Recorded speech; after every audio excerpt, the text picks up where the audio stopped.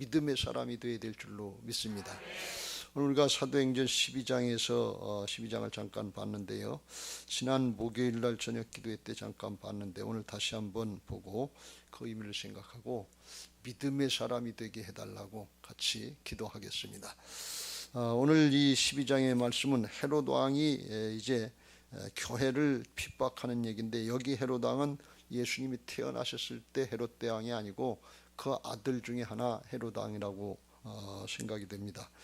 그래서 12제자 중에서 야고보를 먼저 칼로 죽이니까 유대인들, 예수님을 증거하고 부활을 증거하는 유대인들, 또 유대교 지도자들이 예수님의 제자들 복음 전하는 거 이걸 얼마나 싫어했겠어요.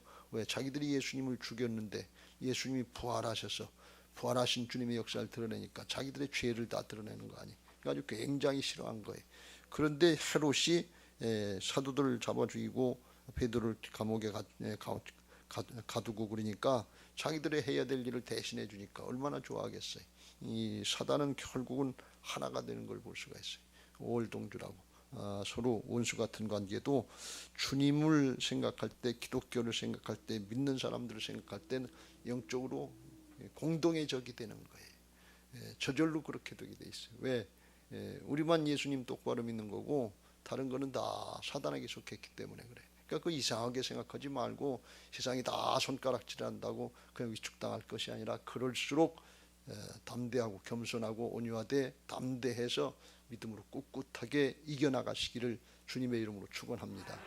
주께서 반드시 심판하시고 승리케 하실 그날이 있는 것을 믿으시기 바랍니다. 우리가 교만하라고 뻣뻣하라고 그런 게 아니에요. 섬기고 나누면서 온유하고 겸손하면서 속은 강하고 담대해야 될 줄로 믿습니다. 그래서 이겨나가야 돼. 위축당하고 억압당하면 안 돼. 남들이 그런다고 그냥 쭈그려 있고 격장이 타협해가지고 넘어가면 그거는 지는 거예요. 그러면 안 돼. 기독교의 본질을 잃지 말고 예배 생활하고 기도 생활하고 그래도 말씀 따라가면서 빛과 소금의 역할을 감당해야 될 줄로 믿습니다. 어느 정도까지 핍박받고 순교하고 죽더라도 믿음 지키다 죽는 거예요. 왜? 영원한 하나님 나라가 있으니까, 영생이 있으니까 이 부분에 대해서 분명하고 확실해야 될 줄로 믿습니다. 베드로를 감옥에 가두고서 6절 이에 베드로는 옥에 갇혔고 교회는 그를 위해서 기도했는데 감옥에 가두고 도망갈까 봐서 예루살렘 교회 수장이니까 이제 도망가면 큰일 날까 봐서 군인 4씩을 한 조로 한 패로 해서 4패로다가 4조로 나눠서 철저하게 지키고 거기 이제 감옥에 가두고 나중에 6절에 보면 거기 7절에 쇠사슬로다가 외우는 걸 천사가 끊어줬다는 걸 벗어줬다는 걸 보면 쇠사슬로다 묶어놓은 거예요. 그러니까 목에도 착골 채워놓고 손도 쇠살 놓고 이건 꼼짝 못하는 거예요. 그런데 교회는 그를 위해서 기도했다. 그래도 교회는 기도해야 될 줄로 믿습니다. 기도하니까 하나님이 역사하셔서 천사들을 동원해서 이제 베드로를 구원해 주시고 살려냈어요.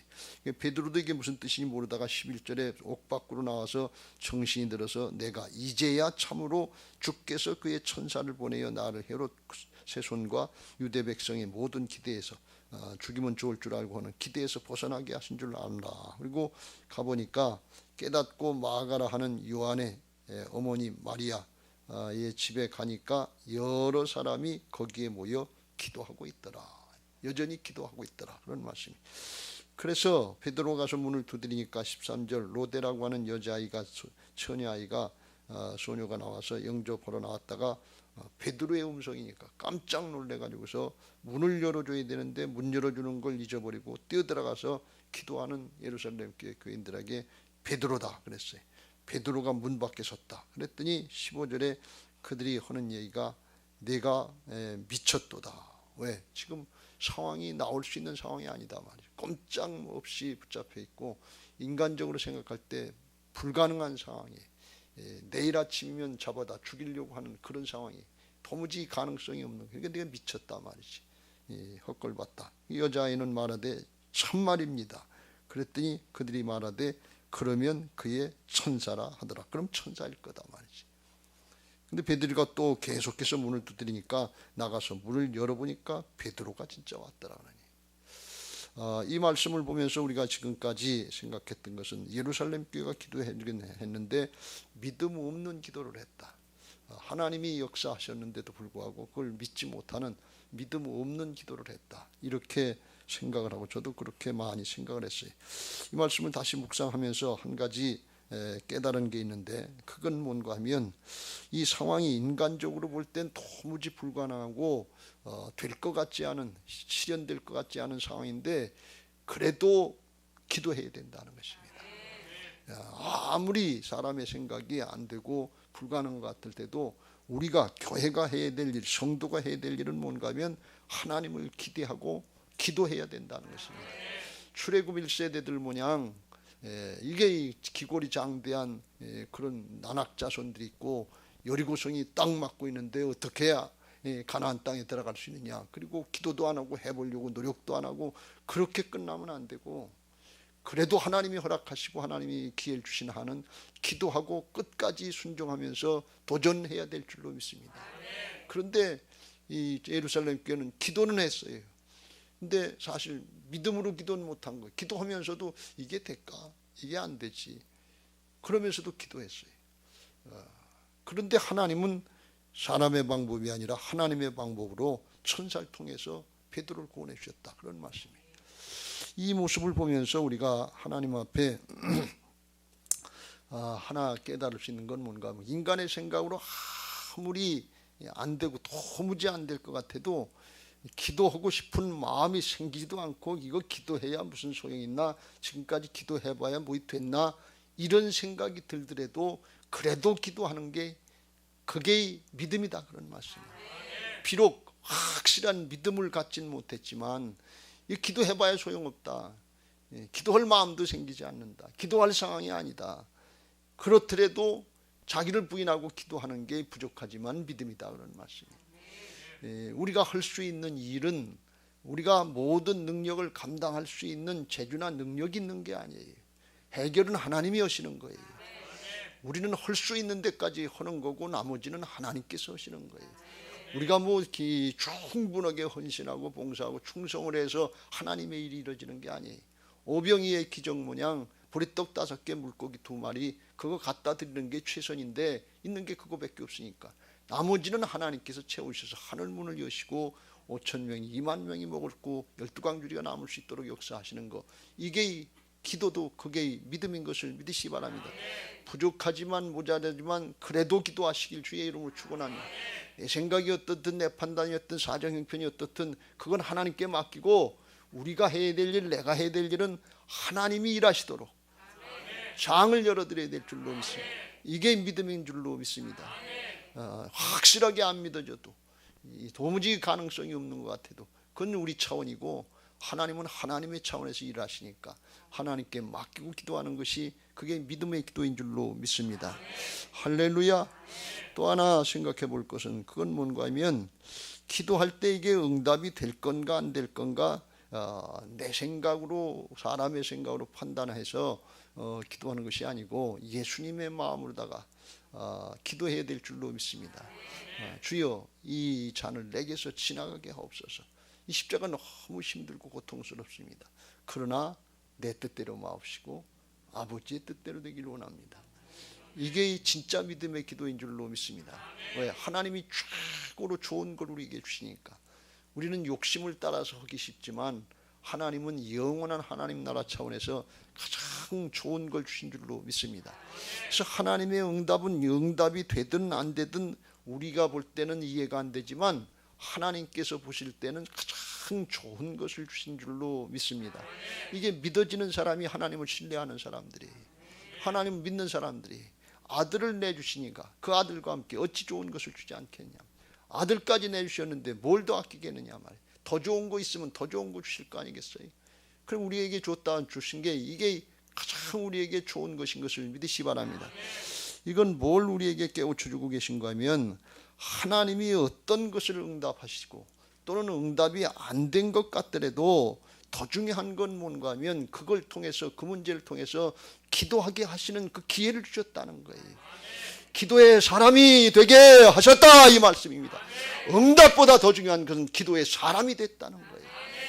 상황과 사정 형편 상관없이 내 생각과 판단 없이 응답이 됐느냐, 치료가 됐느냐, 허락이 됐느냐, 해결이 됐느냐, 이거하고 상관없이 이건 지나가는 거예요. 진짜 중요한 건 그 상황에 뭘 하고 있었느냐 그런 얘기예요. 그 사람이 그 상황에 하나님을 신뢰하고 하나님을 바라보면서 기도의 사람이 됐다. 기도의 사람으로 서 있었다. 이게 중요하다 그런 말씀입니다. 이걸 꼭 명심하시길 주의 이름으로 축원합니다. 인간적으로 볼 땐 예루살렘 교회가 기도했어요. 베드로는 옥에 갇혔고 그를 위해서 간절히 하나님께 기도했다. 얼마나 간절했겠어요. 그러는데 베드로가 나와서 보니까 12절 깨닫고 마가라는 요한의 어머니 마리아의 집에 가니 여러 사람이 거기 모여 기도하더라. 기도하고 있었어요. 계속해서 간절하게. 그런데 믿음은 없었던 거예요. 그럼에도 불구하고 기도하고 있었다는 거예요. 하나님은 그 기도를 부족하지만 받으시고 응답하셨다는 거예요. 그 기도를 통해서 일하셨다는 거예요. 우리는 여기 이 땅을 살아가는 동안에 우리가 기도한 것들 다 어떻게 응답됐는지 어떻게 이루어졌는지 다 모를 수 있어요. 그러나 하나님 앞에 가보면 그때 하나님이 그 기도를 통해서 어떤 일을 하셨는지 분명하게 다 보여주실 줄로 믿습니다. 그때 내가 기도할 때 내가 이걸 했다. 선교사를 통해서 이걸 했다. 누굴 통해서 이걸 했다. 하나님의 나라를 통해서 이게 이루어졌다. 우리가 그걸 깨달아야 될 줄로 믿습니다. 합심해서 기도하는 의미가 거기 있는 거예요. 교회를 위해서, 나라를 위해서, 하나님 나라를 위해서 기도할 때 뭐가 어떻게 이루어졌는지 별로 의미가 없는 것 같아. 내 개인적인 기도나 응답돼야 그래야 기도가 응답되고 뭐가 되는 줄 알고 우리가 착각하기 쉬운데 아니에요. 그건 아주 지극히 작은 거고 일시적으로 지나가는 것이고 그거 돼도 안 돼도 큰 의미가 없을 때도 많아요. 더 중요한 건 우리 존재가 어떤 존재가 됐냐면 그래도 하나님을 신뢰하고 그래도 말씀을 신뢰하고 하나님 앞에 기도의 사람으로 서 있다. 하나님의 역사를 바라보는 사람으로 서 있었다는 이게 중요하다는 것을 믿으시 바랍니다. 오늘 하나님 앞에 우리가 기도하는데 예수님이 이 자리에 임재하신다면 기도가 응답이 됐느냐 안 됐느냐가 중요한 것이 아니고 주님의 재림의 심판의 칼을 내리신다고 그러면 지금 우리가 뭘 하고 있느냐 하는 거예요. 기도의 사람이 되어 있다는 거. 이게 중요한 거예요. 그런데 거기 하나님 나라를 위해서 주님의 나라의 역사를 위해서 기도하고 있었다면 그건 더 큰 은혜 아니겠어요? 오늘 그걸 깨우쳐 주시는 거예요. 오늘 그런 애들이 있게 되시길 주의 이름으로 축원합니다. 여러분 기도는 하나님과의 사랑의 대화 아닙니까? 뭘 다 하려고만 자식들이 돈 줘요 할 때만 기도하는 게 아니고 정말 하나님하고 대화해드리고 사랑의 파트너가 되드리고 대화의 상대가 되드리고 이게 얼마나 하나님이 기뻐하실 일이냐 말이에요. 근데 그건 다 잊어버리고 필요할 때만 내 이기적인 욕심을 따라서 하는 기도는 이거는 어떻게 보면 하급 기도예요. 진짜 중요한 건 주님과 사랑을 나누는 것이 사랑의 대화가 되고 정말 친밀한 대화가 될 때 하나님의 친구가 되게 하실 줄로 믿습니다. 하나님은 우리를 자녀도 삼아주시고 일꾼도 삼아주시는데 또 친구가 되게 하신다 그랬어요. 친구에겐 모든 걸 다 가르쳐 주신다 그랬어요. 거기까지 나갈 수 있는 은혜가 있으시길 주의 이름으로 축원합니다. 여러분 기도는 하나님의 자녀들에게 주신 특별한 은혜인데 이걸 오해하지 마세요. 부담인 줄 알고 우리를 힘들게 하려고 하지 우리를 부려먹으려고 하는 건 줄 알고 오해하지 마세요. 이거 아주 잘 선용하시고 주님의 친구들이 되셔서 기도 시간만 되면 기쁘고 즐겁고 성령으로 충만해지고 하나님이 어떻게 일하실지가 기대가 돼서 가슴이 벌렁거리는 소망이 넘치는 믿음의 사람들 되시길 주의 이름으로 축원합니다. 우리 교회 모든 성도들이 적어도 여기에 나온 흑며 심야 기도에 나온 여러분들이 새 예루살렘 교회 성전에 들어가기 전에 기도의 사람이 되시길 주의 이름으로 축원합니다. 이게 얼마나 큰 축복입니까? 얼마나 큰 은혜의 자리입니까? 하나님이 만나주시려고 성경에 가장 많은 응답이 기도하면 응답해 주겠다는 거 아니에요. 그 말씀 붙잡고 기도하는 시간인데 얼마나 복된 시간입니까? 이게 그냥 말씀대로 어린아이같이 순수하게 믿어져서 기도할 때 되면 그냥 기분이 좋은 거예요. 소망이 넘치는 거예요. 하나님이 이번에는 어떻게 역사하실까? 하나님이 이 문제는 어떻게 해결해 주실까? 기대가 넘치고 소망이 넘치고 하나님께 가지는 기대 그 소망을 하나님이 부끄럽게 안 하신다고 그랬어요. 성령 부어주신다고 그러고 사랑을 부어주셔서 사랑이 부어지면 그때 사랑하고 섬기고 나누게 되면서 기쁨이 충만하게 하실 줄로 믿습니다. 우리 모두에게 이 은혜가 있게 되시길 예수님의 이름으로 축원합니다. 그런 신앙하게 해달라고 그런 기도자들 되게 해달라고 361장 찬송하시고 통성으로 기도하겠습니다.